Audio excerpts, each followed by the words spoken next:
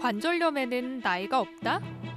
욱신거리는 통증과 함께 삶의 질까지 떨어뜨리는 관절염. 최근 관절염은 잘못된 식습관과 생활습관으로 인해 20, 30대에서도 흔히 발병한다고 하는데요. 톡톡TV 닥터 오늘 이 시간에는 제주대학교 병원 정우성 교수와 함께 관절염을 개선하고 예방할 수 있는 음식에 대해서 알아봅니다.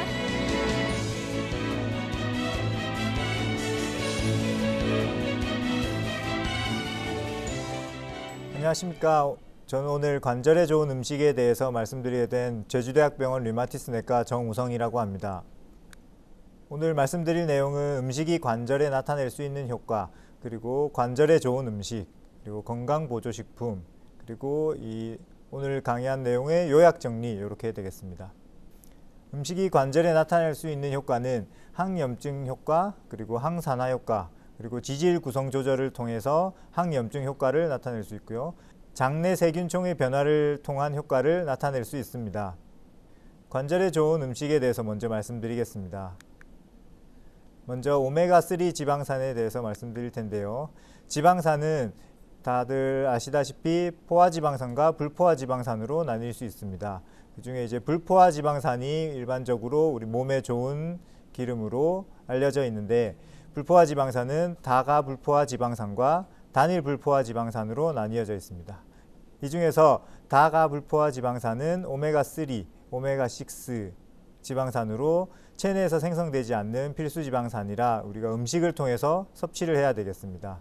그 중에 관절에 좋다고 알려져 있는 지방산은 오메가3 지방산으로 알파리놀렌산, 그리고 DHA, EPA 같은 것들이 들어있는 지방산을 말합니다. 이것들이 포함되어 있는 기름은 들기름, 아마씨유, 생선기름 이런 것들이 포함되게 있습니다. 오메가3 지방산의 효과에 대해서 말씀드리면, 오메가3 지방산은 염증, 심혈관 질환과 고혈압, 그리고 암, 우울증, 인슐린 저항성, 노화, 비만, 그리고 오늘 말씀드릴 관절염에 대해서도 효과가 있는 것으로 알려져 있습니다. 오메가3 지방산은 관절연골 구성에 영향을 미칠 수 있어서 퇴행성 관절염에 효과가 있을 수 있다. 그리고 무릎 연골 손실에 역상관관계가 있다. 이 말은 이제 오메가3 지방산을 많이 복용할수록 연골이 덜 닳는다 이 말이고요. 그 다음 고지혈증과 퇴행성 관절염에 양의 상관관계가 있다. 그래서 나쁜 기름이 많을수록 퇴행성 관절염이 조금 더 잘 생기는 것 같다 라는 연구 결과들이 있습니다. 류마티스 관절염 발병 위험에 관한 연구에서는 생선을 일주일에 2마리 이상 섭취를 하면 류마티스 발병이 33% 정도 낮다. 그리고 기름진 생선을 일주일에 1마리에서 7마리 정도 섭취를 하면 20% 정도 류마티스 발병이 낮아진다. 그리고 오메가3를 하루 0.21g 이상을 섭취하면 류마티스 발병이 35% 정도 낮다는 연구 보고들이 있습니다. 하지만 오메가3 지방산이 관절염에 좋다고는 알려져 있지만, 이렇게 초록색 그래프를 보시면 오메가3 지방산을 적게 섭취한 환자들에서는 이제 류마티스 관절염 발병 위험이 높아지긴 하지만, 너무 과다하게 섭취하였을 경우에는 적정량을 섭취한 사람들보다 오히려 발병 위험이 조금 높아지는 것을 볼 수 있습니다. 그래서 좋다고 하더라도 적정량을 복용을 하는 것이 좋겠습니다. 다음은 류마티스 관절염 치료에 대한 효과에 대해서 살펴보겠습니다.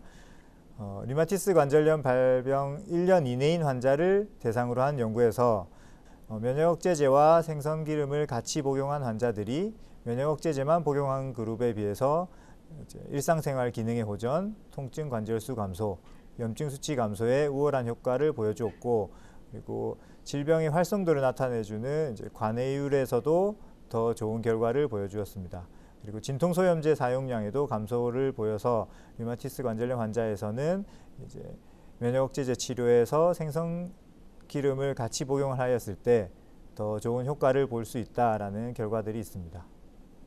그래서 알약으로 섭취를 하기에는 힘든 부분이 있기 때문에 우리가 일상적으로 섭취하는 음식을 통해서 어느 정도 섭취를 해야 될 것인가에 대해 알아보면, 하루에 남성은 2.7g 이상, 여성은 2.1g 이상 복용을 권고하고 있는데요. 이 양은 고등어 구이 한 토막 정도로 이제 매일 고등어 구이를 한 토막 정도 섭취를 하시면 이제 충분한 용량이 되겠습니다.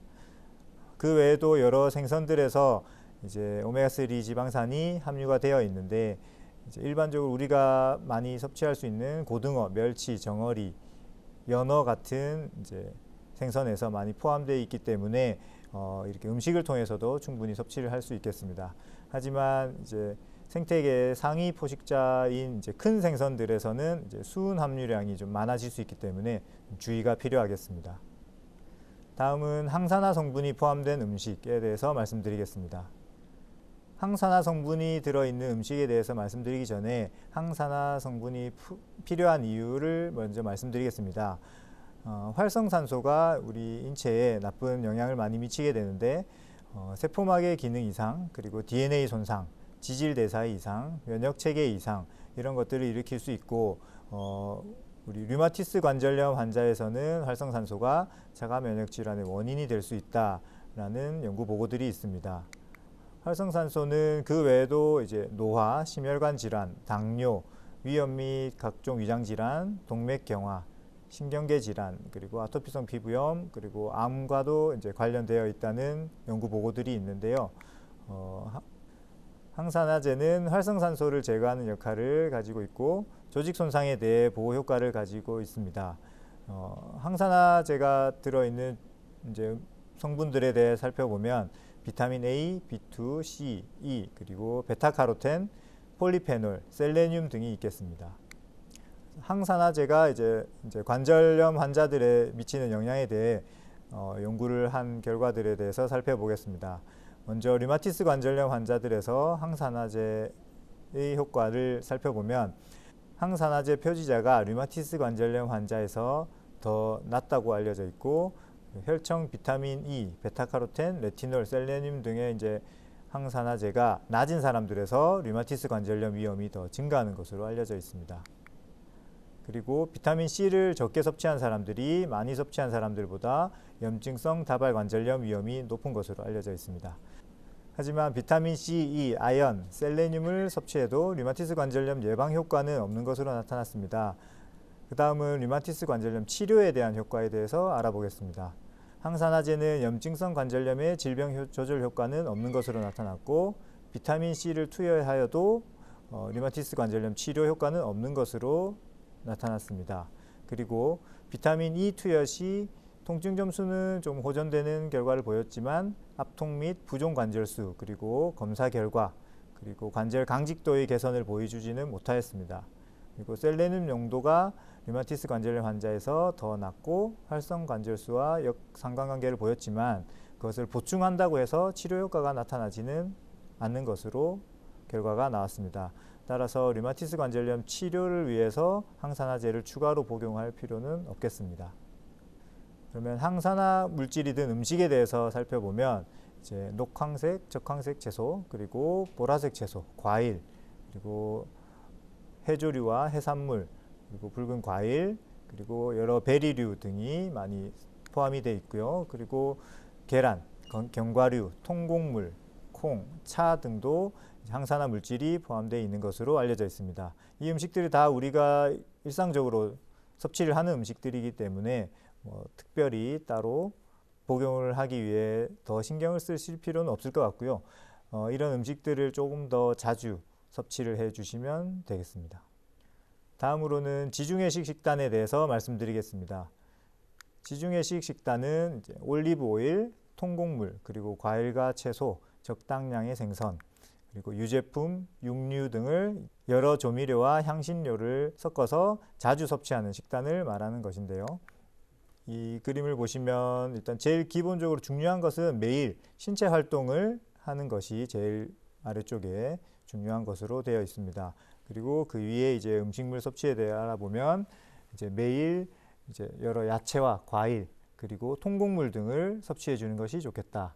일주일에 2회 이상 생선과 이제 해산물 등을 섭취해 주는 것이 좋겠고요.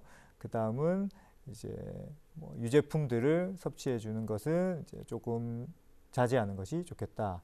그리고 육류와 그 다음 이제 군것질거리들은 가급적 적게 섭취를 하는 것을 말합니다. 지중해식 식단은 관절염 말고도 이제 심혈관 질환, 그리고 당뇨병, 치매, 여러 가지 암, 그리고 관절 질환들에서 좋은 효과가 있다고 이제 연구 보고들이 있습니다. 류마티스 관절염 환자들에 대해서 어떤 효과가 있는지 먼저 알아보면, 통증 완화와 관절 기능의 개선의 효과는 있었지만 이제 질병 활성도의 호전에 대해서는 명확하지 않았고, 예방 효과는 입증을 하지는 못하였습니다. 따라서 류마티스 관절염 환자에서도 일단 기본적으로 약물 치료가 중요하겠고, 이제 이런 식단 조절을 통해서 추가적으로 통증 완화와 관절 기능 개선을 효과를 노려보는 것이 좋겠습니다.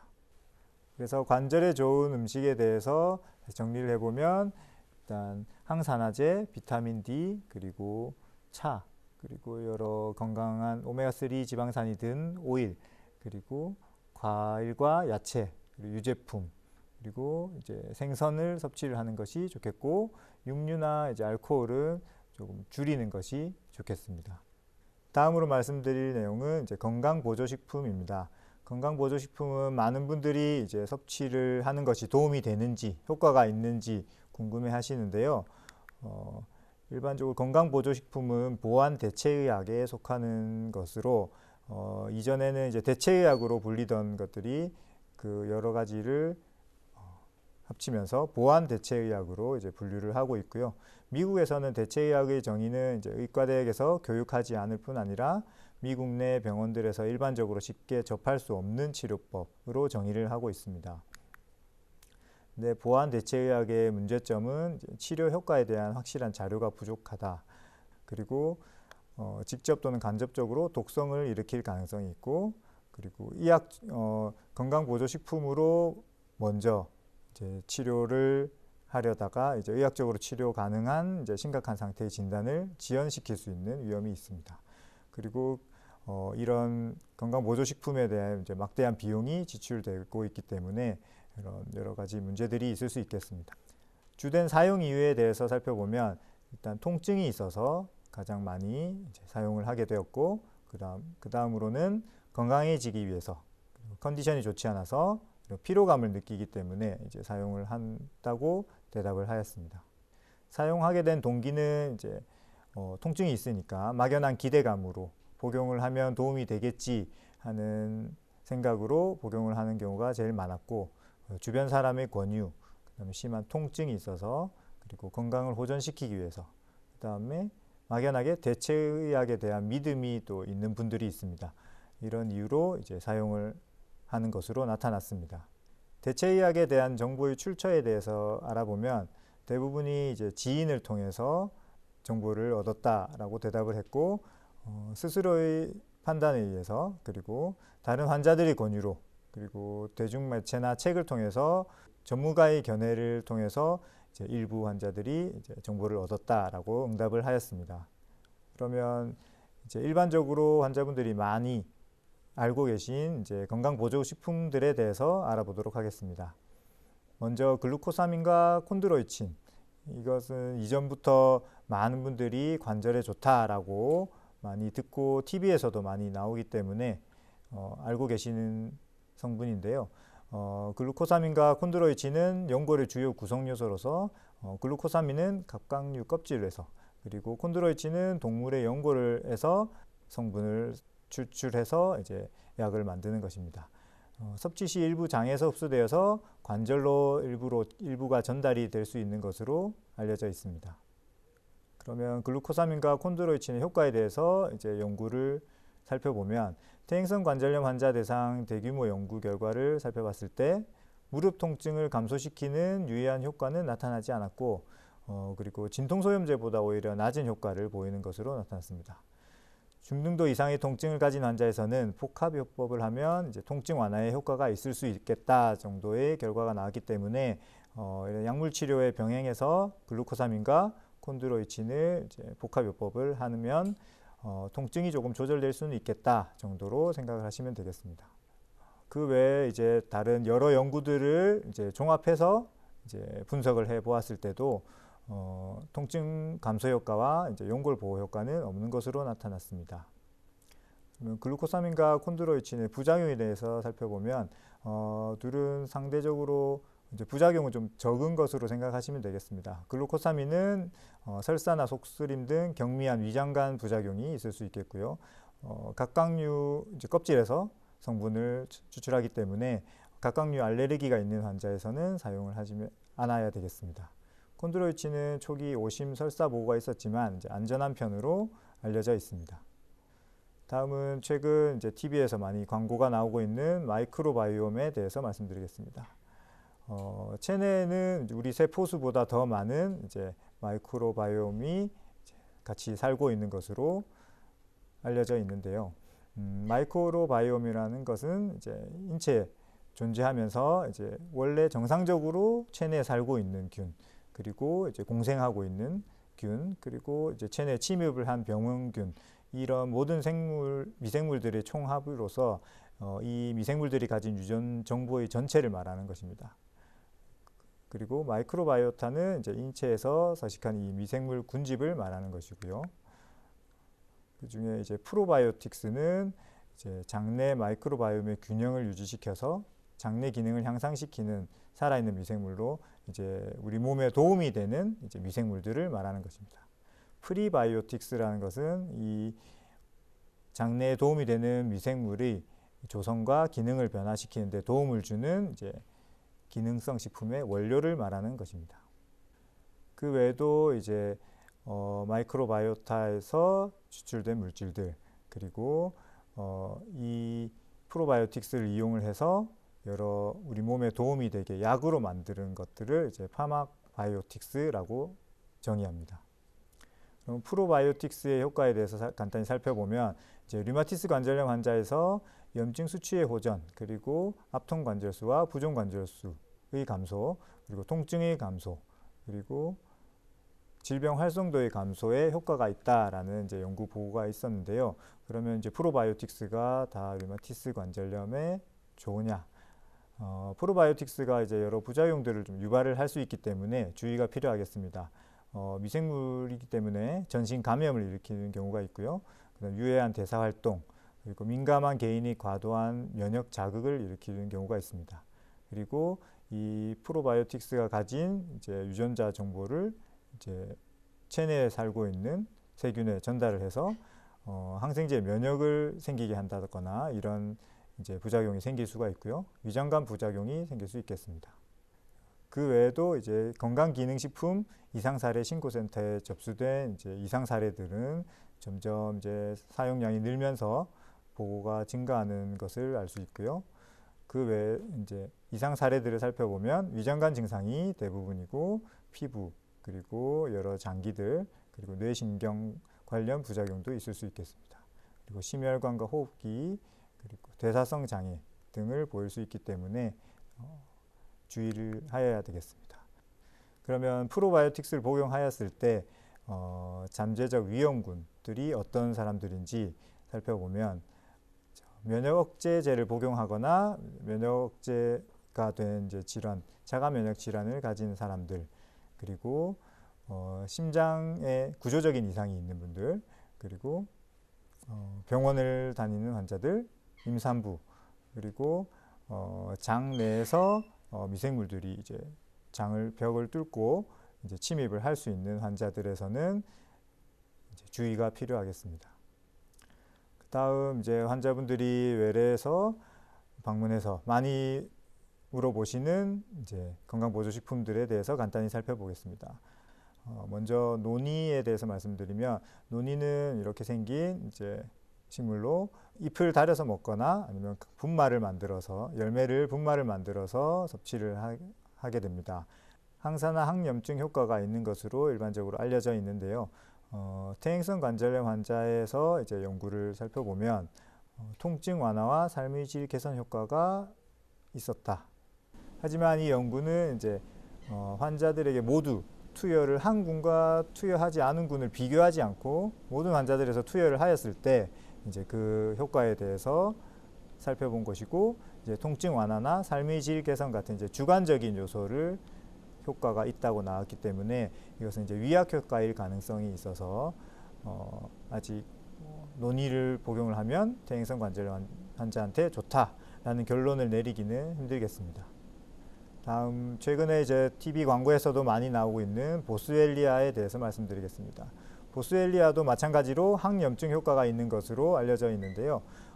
이것도 퇴행성 관절염 환자에서 복용을 했을 경우 4주 이상 복용을 하면 통증, 관절 강직, 기능의 호전에 이제 도움이 될 수 있겠다라는 이제 결과가 있었습니다. 하지만 이 연구들은 이제 소규모 연구로 이제 환자 몇십 명만을 대상으로 이제 분석을 한 것이고, 마찬가지로 통증, 관절 간직, 기능 호전 등은 이제 주관적인 결과들이기 때문에 이제 환자들이 뭔가 건강에 도움이 된다라는, 아니면 약을 복용을 하면 효과가 있다고 느끼는 이제 경향이 있기 때문에 이것도 마찬가지로 보스웰리아를 복용해서 퇴행성 관절염 환자에 좋다라는 결론을 내리면 안 되겠습니다. 옛날에 환자분들이 방문하셔서 많이 물어보시던 이제 초록잎 홍합에 대해서 말씀드리겠습니다. 초록잎 홍합도 이제 항염증 효과가 있는 것으로 알려져 있고, 오메가3 지방산이 이제 함유되어 있기 때문에 관절에 좋을 수 있겠다라고 보고가 있는데, 퇴행성 관절염 환자에서 투여를 하였을 경우에는 이제 관절 강직과 통증, 기능 호전에 이제 조금 도움이 될 수 있겠다라는 이제 결론이 있는 연구들이 있었습니다. 하지만 이 연구들은 다 소규모 연구이고 근거 수준이 낮은 것이기 때문에 이것도 마찬가지로 초록잎 홍합으로 퇴행성 관절염에 치료를 하겠다라는 이제 결론을 내리시는 것은 이제 무리가 되겠습니다. 지금 앞에서 여러 가지 음식과 그리고 건강보조식품에 대해서 살펴봤는데, 그럼 실제로 퇴행성 관절염 치료 가이드라인에서는 어떤 것을 권장하고 있는지 살펴보겠습니다. 치료 가이드라인에서는 먼저 가장 최근에는 약물보다도 오히려 운동을 하는 것을 더 권장을 하고 있고요. 이게 손과 무릎, 고관절 퇴행성 관절염 환자 모두에서 운동을 권장을 하고 있습니다. 그리고 관절의 체중이 이제 부하가 되는 무릎과 고관절의 퇴행성 관절염 환자에서는 체중 감소가 도움이 된다라고 강력히 권장을 하고 있고요. 그 외에도 태극권이나 그 다음에 지팡이를 사용하는 것, 그리고 이런 관절 보조기 등이 효과가 있는 것으로 알려져 있고 권장되고 있는 사항입니다. 그러면 관절에 좋은 운동이 어떤 것이 있냐라고 많이 궁금하실 텐데, 관절에 좋은 운동으로는 이제 유산소 운동, 그리고 물에서 하는 운동, 근력 운동, 그리고 밸런스를 잡는 운동들이 모두 효과가 있는 것으로 되어 있습니다. 이 운동들 중에서 이제 우선순위가 있지는 않고 환자들의 이제 가능한 상태에 따라서 맞추어서 적절하게 운동을 하는 것이 좋겠다라고 권장을 하고 있습니다. 지금까지 내용을 정리를 하자면, 이제 음식물들이 이제 관절에 미치는 긍정적인 영향은 있지만 환자가 느끼는 이제 주관적인 통증이나 기능 호전 외에는 이제 질병 조절을 할 수 있는 효과는 이제 뚜렷하지 않다.